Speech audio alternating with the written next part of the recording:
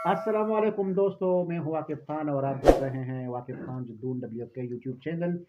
आज नसीर ने बहुत बड़ा खर्चा किया हुआ है और साथ में चाय भी है और केक भी है, बिस्किट भी है और ये जो है ना टोटल का खर्चा 600 रुपये का मारा हुआ है। इस टाइम रात को 8:30 बज रहा है और नहीं ना ऐसा तो भी नहीं हो सकता ना। और ये इसमें हाँ अमरूद भी है और ये जो देखो इन्होंने जो है ना घर से 6 मंगवाए और 150 रुपये खर्चा भी किया, 150 और इन्होंने 300 रुपये खर्चा किया हुआ है।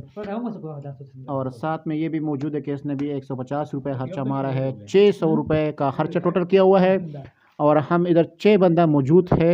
6 बंदों पे इसको सारा ख़त्म करना है, ये सारा सिस्टम इंशाल्लाह। ये देखो अमरूद हम भी खा रहे हैं,